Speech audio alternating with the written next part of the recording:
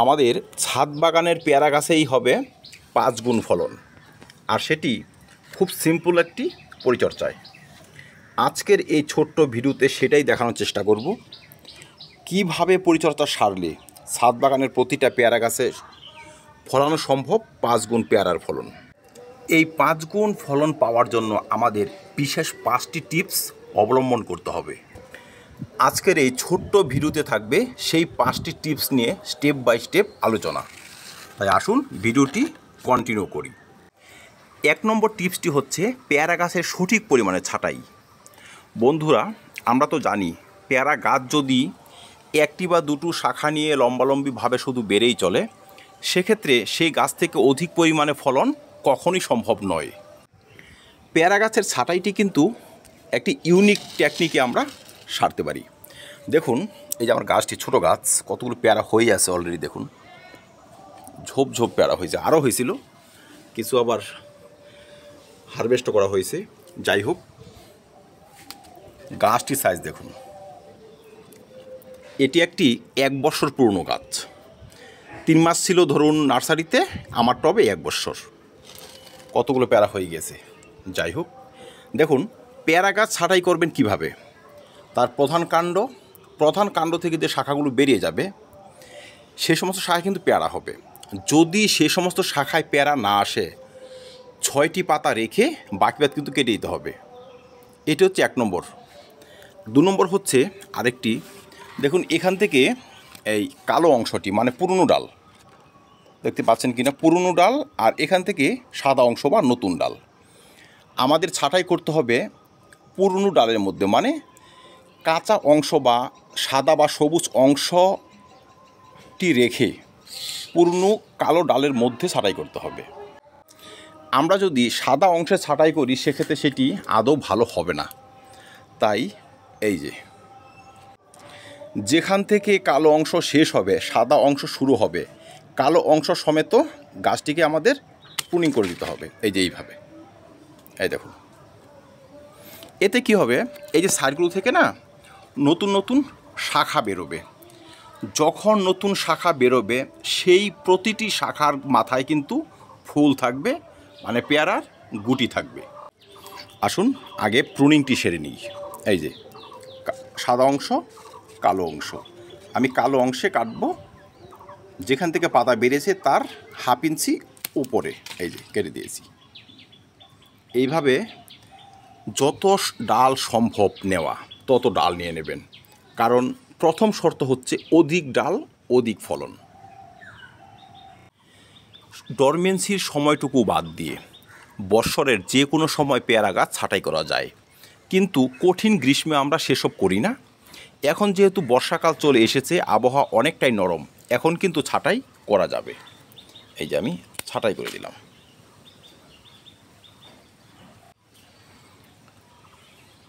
ছাঁটাই পদ্ধতিটা এমনভাবেও সারা যায়, ধরুন এই পেয়ারাটা ম্যাচুরিটি হয়ে গিয়েছে বা এই পেয়ারার থোকাটি ম্যাচুরিটি হয়ে গিয়েছে, আমাকে তো এটি হারভেস্ট করতে হবে। হারভেস্টের সময় পেয়ারার ডগার সঙ্গে সঙ্গে কিছুটা ডাল সঙ্গে কেটে দিলেও ছাঁটাই পর্ব কমপ্লিট করা যায়। পেয়ারার ডাল ছাঁটাইয়ের সঙ্গে সঙ্গে আমাদের কিন্তু ছত্রাকনাশকের পেস্ট কাটা অংশে লাগিয়ে দিতে হবে, গাছে স্প্রে করতে হবে ছত্রাকনাশক। 2 নম্বর টিপসটি হচ্ছে, এই সময় গাছের গোড়ায় ব্যবহার করতে হবে বিশেষ কিছু খাবার, যে খাবারগুলো গাছকে পুষ্টি দিয়ে যাবে, পরবর্তী যে ফুল আসবে সেই ফুল আসতে সাহায্য করবে। আসুন আমরা কি কি মিশ্র খাবার ব্যবহার করতে পারি সেটি এক ঝলকে দেখে নিই। মিশ্র সার হিসেবে আমরা প্রথমে নিব শিং চাষা এবং হাড় গরু। ধরুন এমন যদি একটি 15 ইঞ্চি টব হয়ে থাকে আপনার, সেক্ষেত্রে যদি আপনি খাদ্য তৈরি করেন, সেখানে আপনি শিং চাষা নিয়ে নেবেন 10 গ্রাম, হাড় গরু 10 থেকে 15 গ্রাম। তারপর এখানে ব্যবহার করবেন 1 মুঠি ভার্মিকম্পোস্ট বা পুরনো গোবর সার। আপনি 2 মুঠো নিতে পারেন যদি অন্যান্য সময় খাবার ঠিকমতো ব্যবহার না করে থাকেন। পাতা পচা সার নিয়ে নেবেন 1 মুঠি, নিমখোল নিয়ে নেবেন 10 থেকে 15 গ্রাম। তারপর আমরা নেব সরষার খোল বা বাদাম খোল 15 গ্রাম, চুন, যে চুন আমরা পান দিয়ে খেয়ে থাকি সেই চুন নিয়ে নেব 2 গ্রাম, বোরন নিয়ে নেব 2 গ্রাম, বোরন 20%, এবং জিঙ্ক সালফেট নিয়ে নেব 2 থেকে 2.5 গ্রাম। সর্বশেষ যে উপাদানটি আমাদের পেয়ারা গাছে দিতেই হবে সেটি হচ্ছে কীটনাশক পাউডার বা ফোরাডন পাউডার। দর্শক, পেয়ারা গাছে কিন্তু শিকড়ের সমস্যা আসে। বেশিরভাগ শিকড়ের সমস্যাই আসে নিমাটোরের আক্রমণ থেকে। নিমাটোর হচ্ছে মাটিতে থাকা এক ধরনের কৃমি। যদি আপনাদের গাছে নিমাটোরের আক্রমণ থেকে থাকে সেক্ষেত্রে আপনারা কৃমিনাশক ব্যবহার করবেন, বা আমরা যদি চুন এবং কীটনাশক পাউডার সঠিক মাত্রায় ব্যবহার করে ধীরে ধীরে নিমাটোরের আক্রমণও কমে যাবে। যাই হোক, খাদ্য হিসাবে কিন্তু আমরা চুন এবং সঙ্গে 2 থেকে 2.5 গ্রাম ফোরাডন পাউডার রাখব। এবার সম্পূর্ণ উপাদান ভালোভাবে একত্রে মিশিয়ে নিন। দর্শক, এটি হচ্ছে বর্ষাকালীন পরিচর্যা। এই বর্ষায় যদি এই পরিচর্যাটুকু আমরা ভালোভাবে সারতে পারি, যে খাদ্য প্রণালী প্রস্তুত করার চেষ্টা করেছি সেটি 15 দিনে একবার এইভাবে 2 থেকে 3 বার ব্যবহার করতে পারি, বর্ষার মধ্যে কিন্তু গাছ প্রচুর পরিমাণ শাখা নিয়ে আসবে। আর বর্ষার শেষে যখন এই সমস্ত গাছে ফুল আসবে, সাধারণভাবে কিন্তু 10 গুণ ফুল আসবে। খাদ্য ব্যবহারের আগে টবের মাটি ভালো করে খুঁচিয়ে তারপর খাবার ব্যবহার করতে হবে। এভাবে খুঁচিয়ে নেবেন।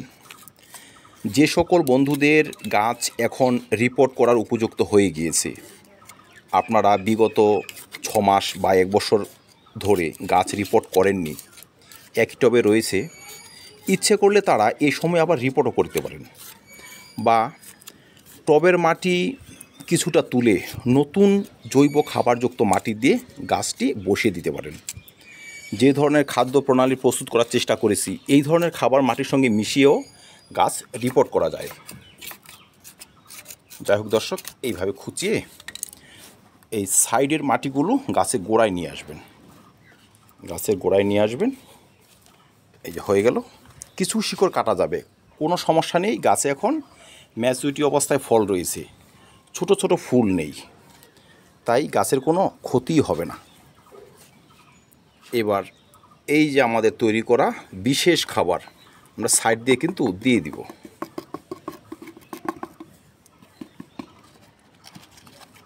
এইভাবে সাইড দিয়ে ছড়িয়ে দিন।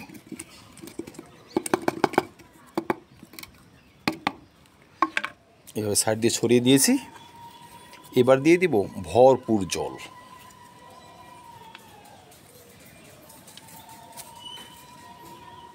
ব্যাস, এবার ভরপুর জল দিয়ে দিন।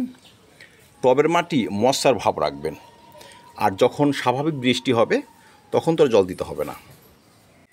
এবার আসি পেয়ারা গাছের কয়েকটি কমন সমস্যা। দর্শক, পেয়ারা গাছের কয়েকটি কমন সমস্যার মধ্যে একটি হচ্ছে ওই যে শিকড়ের সমস্যা। শিকড়ে বাসা বাঁধে নিমাটোর বা মাটিতে থাকা অপকারী কৃমি, শিকড়কে তারা গাঁট করে দেয়, শিকড় নষ্ট করে দেয়। সেই সকল সমস্যা থেকে গাছকে সুস্থ সতেজ করার জন্য আমরা কিন্তু কৃমিনাশক এই সময় ছড়িয়ে দিতে পারি। যদি সে ধরনের সমস্যা থাকে অবশ্যই দেবেন, বা 1 লিটার জলে 20 ml হাইড্রোজেন পারক্সাইড গুলে টবের মাটিতে ঢেলে দিন মাসে একবার, এইভাবে 2 বার। শিকড় সুস্থ সতেজ হয়ে যাবে, শিকড়ে থাকা কৃমি নষ্ট হয়ে যাবে। আমাদের টপিক ছিল পেয়ারা গাছে হবে 5 গুণ ফলন। দর্শক, 5 গুণ ফলন তখনই সম্ভব যখন আমরা গাছটিকে সঠিকভাবে ঝোপাল করে নিয়ে আসব, গাছে সঠিকভাবে ফুল নিয়ে আসব। দেখুন, আমাদের সমস্ত কিছুই স্মুথলি কমপ্লিট হবে যদি আমাদের খাদ্য উপাদান সঠিক থাকে। আমরা কি কি ব্যবহার করেছি তার উপর হবে আমাদের গাছের ভবিষ্যৎ। আমি এখানে জিঙ্ক সালফেট ব্যবহার করেছি। জিঙ্ক কী কাজ করে? জিঙ্ক গাছকে বাড়িতে সাহায্য করে এবং গাছকে রোগ প্রতিরোধী করে তোলে। তারপর গাছে অধিক পরিমাণে শাখা, পাতা এবং ফুল আনতে কিন্তু সহায়তা করে। ব্যবহার করেছি বোরন জাতীয় খাবার। আমি মাল্টিপ্লেক্স বোরন ব্যবহার করেছি। বোরন কি করবে? আপনার গাছে অধিক পরিমাণে ফুল নিয়ে আসবে এবং সেই ফুল থেকে কিন্তু এমন বেশি বেশি করে ফলে পরিণত হতে সাহায্য করবে। স্বাভাবিকভাবে ফলন বেড়ে যাবে। জৈব খাবার, ভার্মিকম্পোস্ট, সর্ষের খোল এবং পাতা পচা সার। পাতা পচা সারের মধ্যে রয়েছে ভরপুর পটাশিয়াম, যে গাছের ফুল আনার প্রবণতা বাড়িয়ে তুলবে, ফুল থেকে ফলে পরিণত হতে সাহায্য করবে এবং ফলের সঠিক বৃদ্ধিতে সাহায্য করবে।